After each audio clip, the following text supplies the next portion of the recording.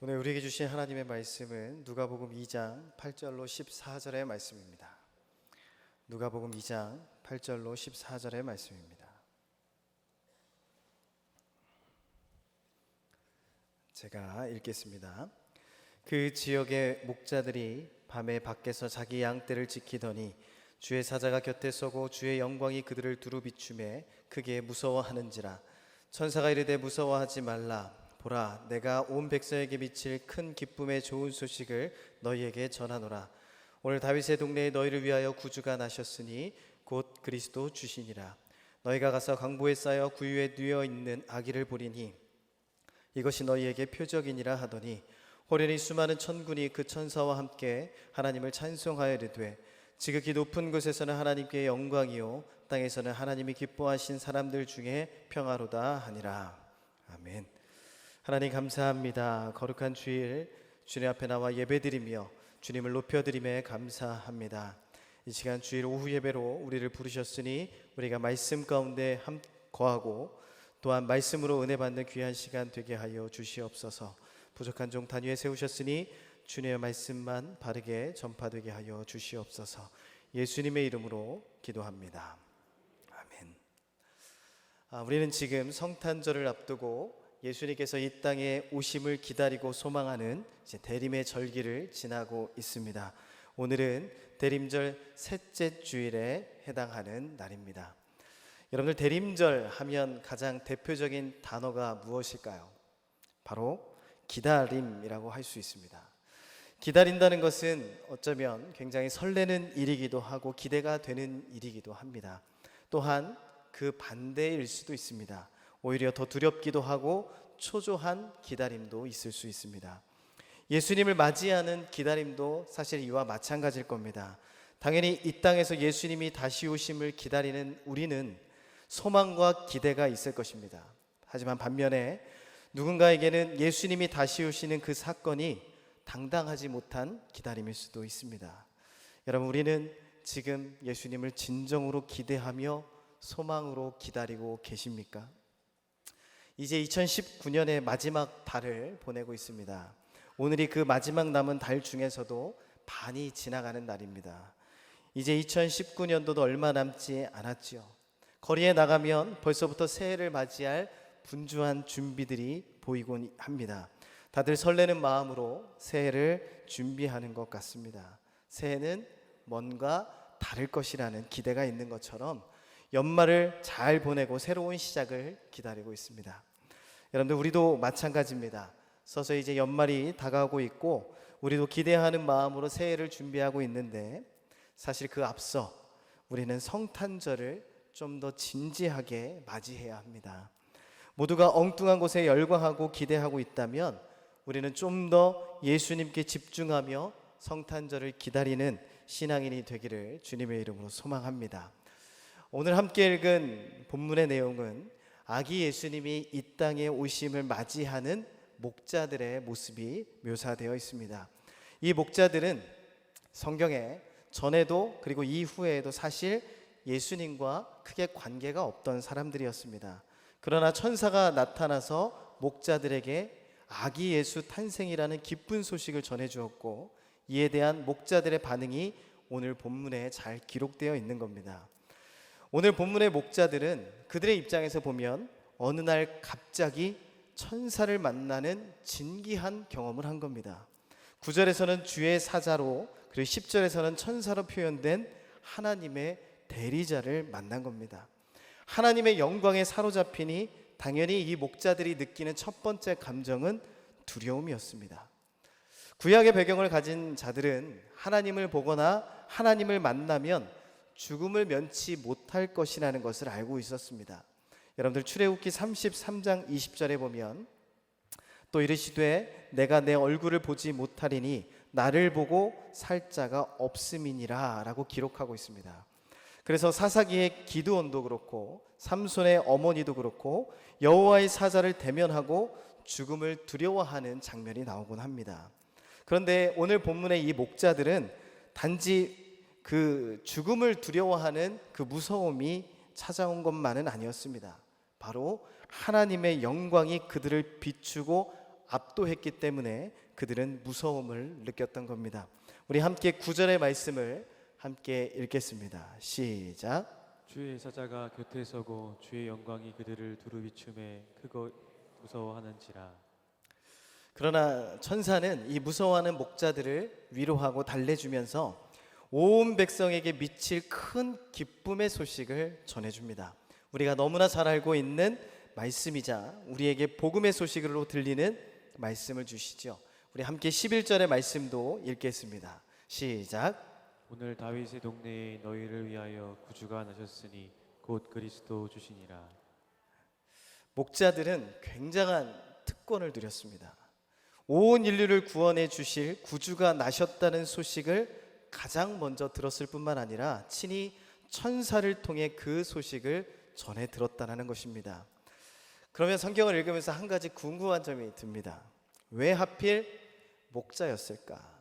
왜 하나님은 수많은 사람들 중에 목자를 선택하셨고 저자 누가는 왜 이 부분을 매우 자세하게 기록했을까 하는 궁금증이 생깁니다. 그래서 오늘 본문 8절로 14절까지를 읽었지만 이어지는 내용인 20절까지의 말씀을 함께 살펴보면서 목자들을 통해 우리가 예수님이 이 땅에 오심을 어떻게 맞이하며 기다릴 것인지를 한번 살펴보기를 원합니다. 우선 당시에 목자들이 누구였는지를 한번 살짝 살펴봐야 할 겁니다. 이 팔레스타인 지역에는 농사짓기가 적합한 땅을 찾기가 매우 힘들었습니다. 그래서 목축업에 종사했던 사람들이 꽤 많이 있었습니다. 그리고 그들은 홀로 생활하는 것이 아니라 자연의 여러 위험들 때문에 서로 여러 명씩 모여서 공동으로 목축을 하기도 했습니다. 특히 팔레스타인 지역은 여름에는 극심한 건기가 찾아오고 겨울에는 우기가 찾아옵니다. 그래서 목자들은 때에 맞추어 광야로 나가거나 들로 나가서 이 양떼를 먹일 그 음식들을, 풀들을 찾아 돌아다녀야만 했습니다. 그래서 대부분의 역사학자들의 견해로는 이 목자라는 직업은 당시에 소외되고 천하게 여겨졌다는 겁니다. 어려서부터 양을 돌보는 일을 하다 보니까 목자로서의 경험과 지식은 많을지 몰라도 일반적인 배움에는 굉장히 짧고 부족했을 것이라는 겁니다. 그리고 당시에 그닥 주목받지 못했고 여러 가지 위험과 힘듦 속에서 양들을 돌봐야 하는 그 목자들에게 오늘 본문에 보면 놀라운 일이 일어난 겁니다. 바로 하나님의 대리자들을 만난 거지요. 그들은 그 감격과 영광 속에 두려움을 느꼈지만 곧바로 자신들이 보고 듣고 경험한 하나님에 대한 기대로 가득 찹니다. 우리 함께 15절의 말씀을 함께 읽겠습니다. 시작. 천사들이 떠나 하늘로 올라가니 목자가 서로 말하되 이제 베들레헴으로 가서 주께서 우리에게 알리신 바 이 이루어진 일을 보자 하고. 목자들은 천사들을 만난 후에 서로 말하기를 시작합니다. 우리가 이 들은 소식을 확인하러 한번 가봅시다. 문맥의 흐름과 분위기를 보면 이 목자들은 지금 굉장히 기뻐하면서 흥분된 상태입니다. 가슴이 너무나 벅차오르는 거죠. 어떻게든 이 소식을 확인을 함과 동시에 그 부모에게 또 사람들에게 전해주고 싶어서 빨리 베들레헴으로 출발합니다. 어떻게든 이 기쁜 소식을 전해주고 싶어하는 간절함이 느껴집니다. 얼마나 감격스러웠기에 16절에 보면 빨리 가서 예수님의 부모를 찾습니다. 우리는 여기서 목자들의 모습을 통해 중요한 교훈을 하나 깨달을 수가 있습니다. 목자들은 자기들이 보고 듣고 경험한 하나님에 대한 감격이 최고조에 달해 있었습니다. 빨리 가서 이 소식을 전해주자는 흥분된 분위기가 느껴집니다. 반면에 우리가 살아가는 이 시대는 예수님께서 이 땅에 오심에 대한 감격이 얼마나 살아있는지를 잘 모르겠습니다. 크리스마스를 맞이해서 도시의 수많은 도처에는 아기 예수 탄생을 축하하고 기쁘다 구주 오심을 찬양하는 캐롤도 종종 들려옵니다.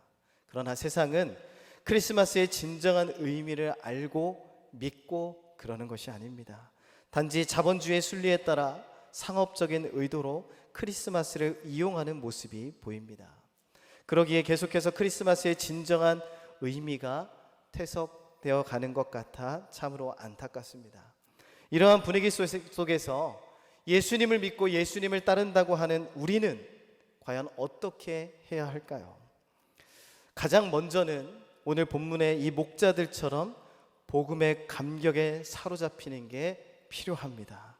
어떻게든 예수님의 탄생을 기뻐하며 기다리면서 우리도 이 기쁜 소식을 전해주고 싶은 열정이 우리 안에 넘쳐나야 합니다. 그 열정으로 무언가 도전하고 시도하고 사랑을 쏟아붓고 싶은 감격이 우리 안에 흘러 넘치게 되기를 주님의 이름으로 축복합니다. 그런데 혹시나 누군가는 이렇게 말할지도 모르겠습니다. 우리도 감격이 있었는데 시간이 지나니 그 모양이 조금 달라진 것 아닐까요? 마치 사랑처럼 말입니다.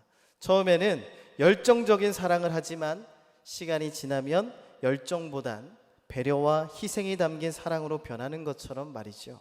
그래서 우리도 감격이 있었지만 지금은 그 감격이 여러 모양으로 바뀌어 있을 뿐입니다. 이렇게 말하는 분이 혹시나 있을 수 있습니다. 이 말은 어쩌면 굉장히 좋은 말이지요. 처음에는 복음을 듣기만 해도 눈에 눈물이 가득 찼었는데 이제는 그 감격이 우리의 섬김으로 또 우리의 봉사로 아무도 가지 않으려 하는 힘든 사역의 현장으로 향하고 있을지도 모릅니다. 그런데 그렇게 생각하고 안심하기 전에 정말로 솔직하게 우리 스스로에게 물어봐야 합니다. 나에게 있던 예수 그리스도에 대한 기쁨과 감격이 정말 그렇게 변한 것일까? 아니면 그냥 식어버린 것일까? 미국의 대표적인 복음주의 목회자인 존 파이퍼 목사님이 쓰신 책 중에 은혜, 구원을 딛고 삶 속으로 라는 책이 있습니다. 그 책 안에는 끝까지 열정과 감격으로 사명자의 삶을 살아간 인물들을 소개합니다. 책에 소개된 인물들을 보면 이렇습니다. 현대 선교의 아버지라 불리는 윌리엄 캐리는 1793년에 영국에서 인도로 가는 배를 타고 건너갔습니다. 그는 그곳에서 5살짜리 아들을 잃었고 그의 아내는 정신적인 질병을 앓았습니다. 그는 사역을 시작한 지 7년이 지난 후에 첫 회심자를 만들어냈으며 수년 동안 애써 번역한 성경을 화재로 잃어버리기도 했습니다. 하지만 그는 단 한 번의 휴가도 없이 40년 동안 꾸준히 그의 사명을 감당합니다. 미국의 제1호 해외 선교사인 아도니람 저드슨이라는 사람도 그렇고요.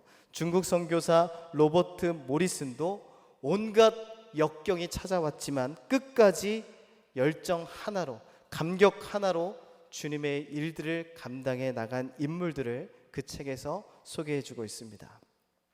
여러분, 중요한 것은 우리 안에 정말 그 감격이 살아있냐는 겁니다. 그것이 어떤 모양을 취하고 있는지는 모르지만 우리가 하는 모든 삶의 구석구석에 복음이 영향을 미치고 그 감격이 영향을 미치고 있느냐가 정말 중요한 문제입니다.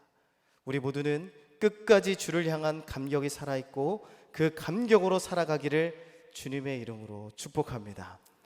그런데요, 오늘 본문에서 참 안타까운 것은 이 목자들은 그 천사에게 들은 소식을 가슴에 품고 너무 감격스러워서 그를 빨리 전해주려고 베들레헴을 향해 갔습니다.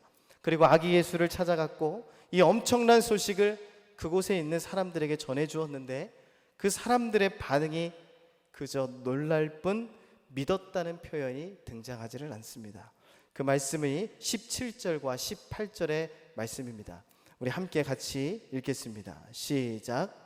보고 천사가 자기들에게 이 아기에 대하여 말한 것을 전하니 듣는 자가 다 목자들이 그들에게 말한 것들을 놀랍게 여기되.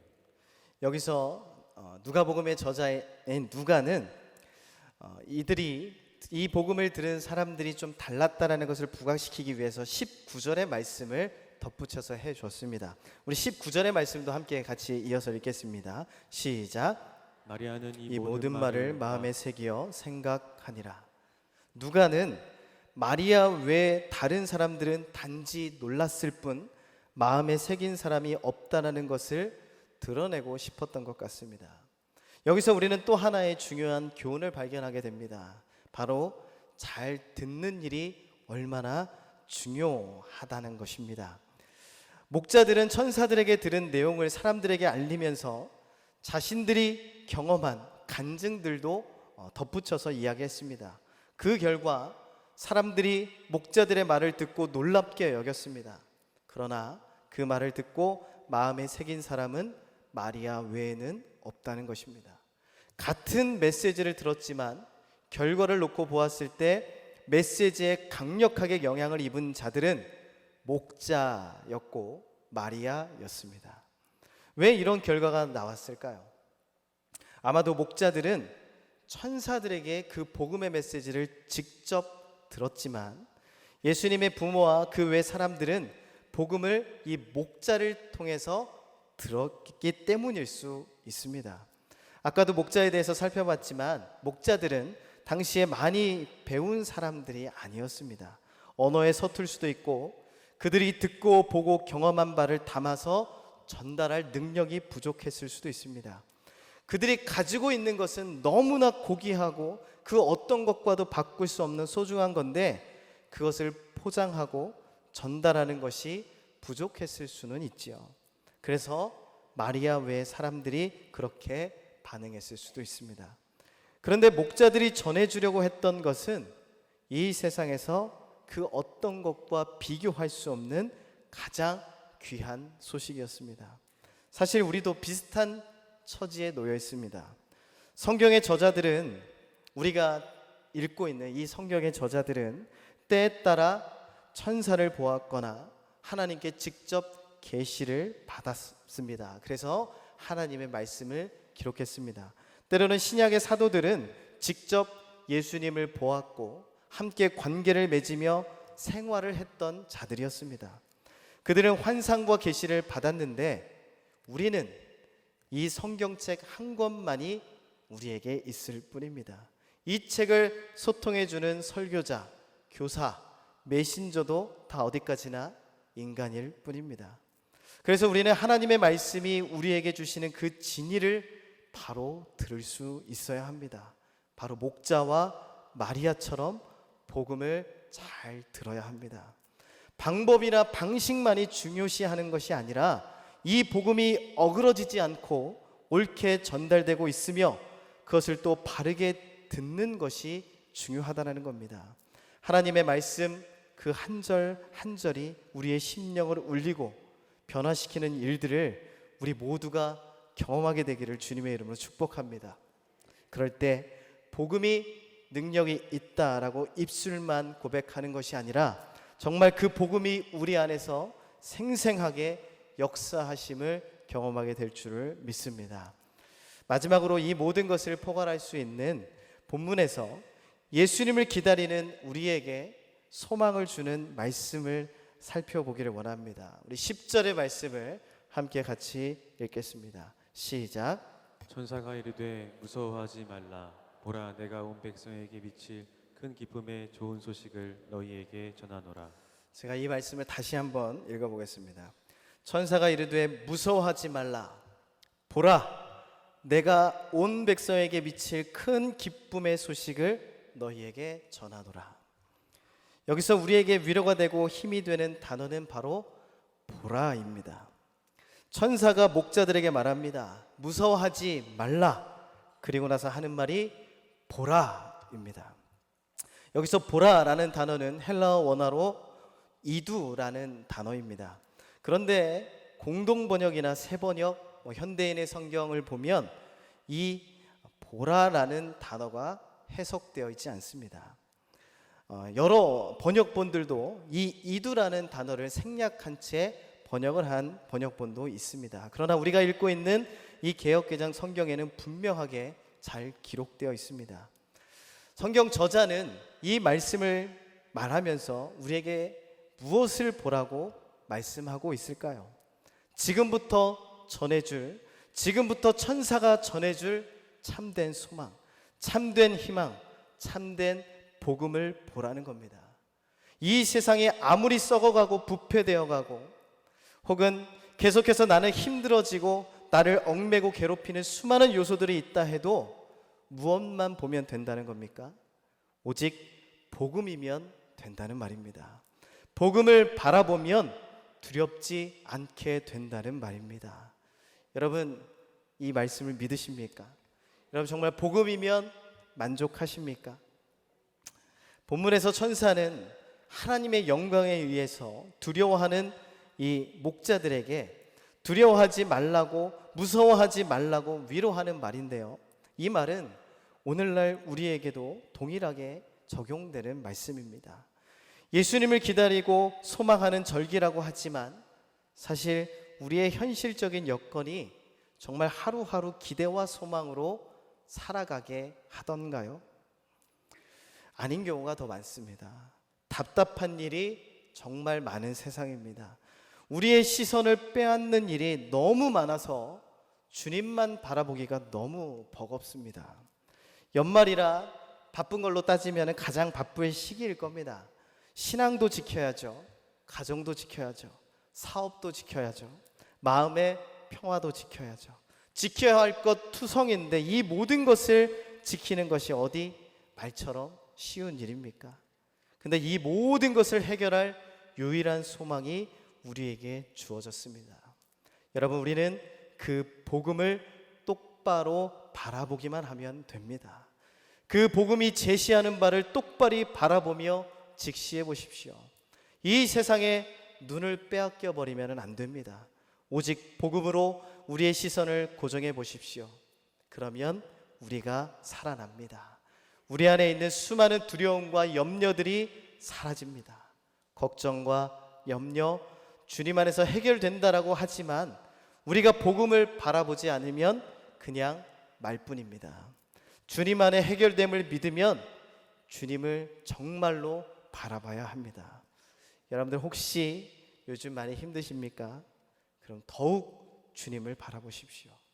경제적인 염려가 우리를 짓누르고 있으십니까? 주님만 바라보십시오. 자녀들의 문제로 불안하십니까? 주님을 더 똑바로 바라보십시오. 관계의 어려움으로 눈물을 흘리고 계십니까? 우리의 모든 상황과 여건을 동정하지 못할 일이 없는 우리 주님을 바라보십시오. 그럼 이 모든 것이 해결될 줄을 믿습니다. 세상에 볼 때는 우리 한 사람 한 사람이 마치 초라하고 온전하지 않을 수 있습니다. 세상은 이해관계가 성립될 때는 한없이 내 편 같지만 조금만 문제가 틀어지면 가차없이 우리를 떠나갑니다. 그런데도 우리는 여전히 미련하게 세상만 보고 있지는 않으십니까? 주님은 언제나 우리 보고 내게로 오라라고 손짓하고 나만 바라보라며 말씀하시지만 여전히 내 욕심과 내 생각을 내려놓지 못하는 것이 많지는 않으십니까? 주의 사명대로 살아가야 함을 잘 알지만 여러 가지 문제 때문에 사명보단 먹고 사는 문제로 살아가는 경우도 있을 수 있습니다. 여러분, 그럼에도 우리 주님은 넓은 사랑의 팔로 우리를 두 팔 벌려 기다리고 계십니다. 우리도 함께 그런 주님을 기다리는 이 시기가 되기를 소망합니다. 더 나아가 한 찬양의 고백처럼 단지 기다리는 것으로 끝나면 안 됩니다. 기다리면서 우리에게 주어진 사명자의 삶을 살아가야 합니다.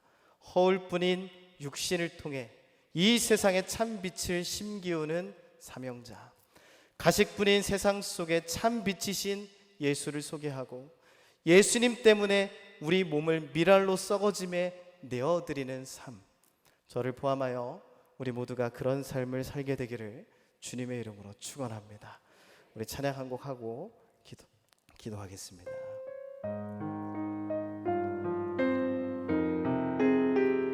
1절만 두 번 부르겠습니다. 똑바로 보고 싶어, 똑바로 보고 싶어요 주님. 온전한 눈짓으로 똑바로 보고 싶어요 주님. 겪는 죄라긴 싫어요. 하지만 내 모습은 온전치 않아. 세상이 보는 눈은 마치 날 죄인처럼 멀리하며 외면을 하네요. 아멘. 주님, 이 낮은 자를 통하여 어디에 쓰시려고 이렇게 초라한 모습으로 만들어 놓으셨나요? 당신께 드릴 것을 사모하는 이 마음뿐. 이 생명도 달라지며 십자가에 넣겠으니 허물 뿌린 육신 속에 참빛을 심게 하시고 가시 뿌린 세상 속에 미랄로 썩게 하소서. 우리 1절을 다시 한번 고백하겠습니다. 똑바로 보고 싶어요. 똑바로 보고 싶어요. 주님, 온전한 눈짓으로 똑바로 보고 싶어요. 주님, 견눈질하긴 싫어요. 하지만 내 모습은 온전치 않아. 세상이 보는 눈은 마치 날 죄인처럼 멀리하며 외면을 하네요. 주님, 이 낮은 자를 통하여 주님, 이 낮은 자를 통하여 어디에 쓰시려고 이렇게 초라한 모습으로 만들어 놓으셨나요? 당신께 드릴 것을 사모하는 이 마음뿐. 이 생명도 달라지며 십자가에 넣겠으니 허물 뿌린 육신 속에 참빛을 심게 하시고